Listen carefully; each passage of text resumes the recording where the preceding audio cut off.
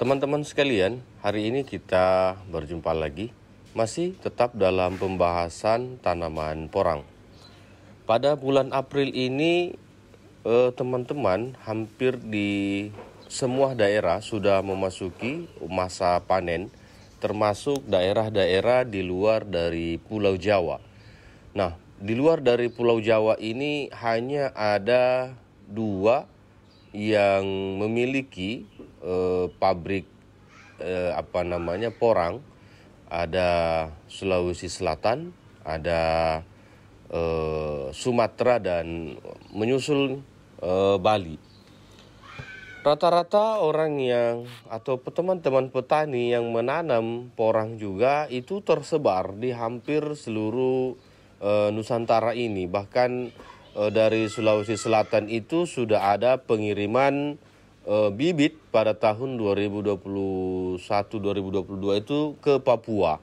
Nah, artinya apa? Hampir di seluruh penjuru Indonesia ini dari Sabang sampai Merauke sudah menanam tanaman porang. Yang masalah adalah pada saat kita akan melakukan penjualan produksi, karena kos produksi yang akan ditimbulkan dari jarak yang ada itu bisa lebih tinggi dibandingkan ketika porang ini ditanam di kawasan atau sekitaran daerah pabrik. Contoh misalnya di Sulawesi Tenggara.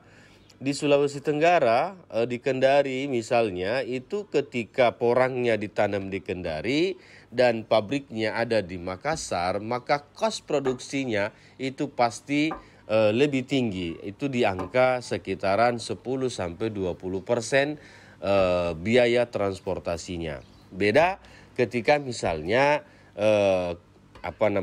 pabriknya itu dengan lahan pertaniannya atau lahan tanaman porangnya tidak jauh, maka secara otomatis itu akan lebih dekat kos produksinya atau kos transportasinya. Teman-teman sekalian, yang menanam porang di daerah-daerah yang memang belum ada pabrik porangnya, maka kami memberikan alternatif. Yang pertama adalah bisa dikeringkan dengan cara dipanas matahari. Dikeringkan secara konvensional, dibuatkan rak sendiri, dibelikan pengiris yang manual itu bisa dilakukan sendiri dengan teman-teman kelompok, misalnya di daerah yang ada petani menanam porang. Nah, kualitasnya juga sebenarnya tidak kalah jauh dengan kualitas chip yang di open, tetapi memang itu butuh ketelatenan. Kenapa? Karena terkadang kalau panas matahari itu panasnya kan tidak konstan, tidak secara merata, dan kadang-kadang kalau masyarakatnya juga kurang telaten, maka pasti nanti kualitas chip yang dihasilkan juga tidak akan maksimal, atau biasanya itu agak gelap warnanya, tidak kuning atau tidak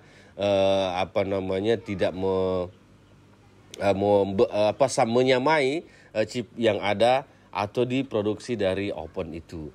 Nah, tetapi minimal ini bisa memangkas kos produksi. Misalnya hari ini harga 4.000.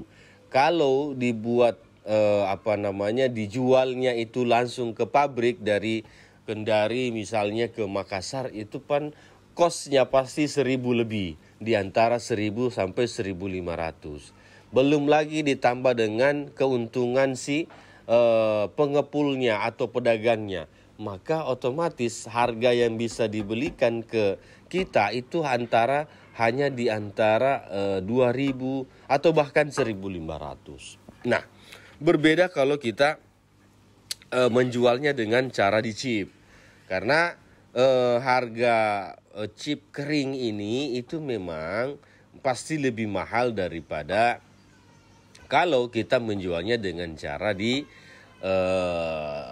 jual secara umbi. Contoh misalnya saat ini harga chip panas matahari atau kering dengan panas matahari itu antara 35-an sampai 40.000. Nah, ini kan berarti nilainya masih lebih tinggi dibandingkan kita menjualnya secara umbi langsung ke pabrik. Nah, teman-teman, setelah mungkin kita melihat bahwa mengeringkan secara alami ini dengan sinar matahari itu kurang produktif atau kurang cepat cara kerjanya, ada alternatif kedua. Kita membentuk satu kelompok, misalnya di satu desa. Kita membentuk di satu kelompok itu untuk urunan, untuk bersama-sama mengumpulkan dana untuk membeli open mini. Nah, open mini ini bisa kita gunakan dalam satu kelompok. Misalnya dalam satu desa itu ada 30 orang. Maka kita patungan saja 2 juta. 2 juta satu orang, maka dalam satu kelompok itu ada 30 orang, itu jumlahnya 60 juta. Kalau 60 juta ini sudah bisa mendapatkan satu open mini. Nah, tinggal nanti kita akan bagi. Kita akan bagi misalnya yang duluan siapa gitu. Karena kapasitas pengeringannya itu antara 7 sampai 8 ton per hari. Nah, itu menjadi alternatif untuk kita yang memang berbudidaya porang di luar dari kota atau provinsi yang ada pabrik porangnya. Teman-teman sekalian, kalau kita melihat patungan-patungan tadi, maka itu cukup optimal, cukup bisa kita cukup bisa kita praktekkan di teman-teman petani yang memang berada misalnya di Sulawesi Tenggara, di Sulawesi Tengah, di Palu, di Gorontalo ataupun di daerah Manado sana. Karena apa? Karena ketika sudah menjadi chip, maka cost atau biaya pengirimannya itu lebih murah dan harganya pasti lebih naik, lebih tinggi. Nah, kalau kita patungan, misalnya tadi 30 orang kita patungan, maka otomatis secara secara hitung-hitungan matematis, maka kita akan menyelesaikan persoalan-persoalan di dalam masalah pengiriman. Ketika kita mengirim umbi, pertama akan susut, yang kedua akan busuk, dan yang ketiganya adalah pasti akan ada sortiran di pabrik. Nah, ini kan menjadi kerugian bagi teman-teman petani ketika umbinya langsung dijual ke pabrik yang jaraknya sangat jauh dari lokasi pabrik. Itu yang kedua. Yang ketiga adalah jika memang teman-teman ada wirausaha atau pebisnis di daerah situ, dicoba ditawarkan. Jadi mekanismenya seperti ini. Misalnya si pengusaha ini dia mau investasi 100 juta. Satu set itu ada pengirisnya, ada pencucinya, ada open mininya. Itu kurang lebih satu set itu 100 juta. Itu sudah dengan alat-alat pengering yang lain-lainnya. Itu bisa misalnya begini. Alat ini kita persewakan. Jadi contoh di kampung situ atau di desa itu, di kecamatan itu, ada satu alat itu, open mini itu kita persewakan. Jadi misalnya si petani ini sudah panen 20 ton.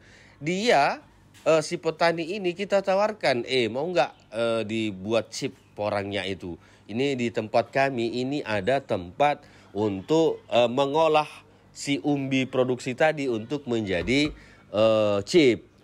Jadi tinggal membayar sewa, kita tinggal tentukan berapa sewanya.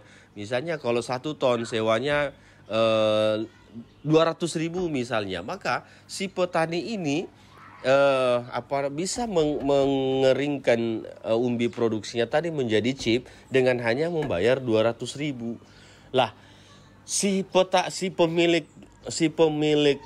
open ini tidak perlu mengeluarkan biaya.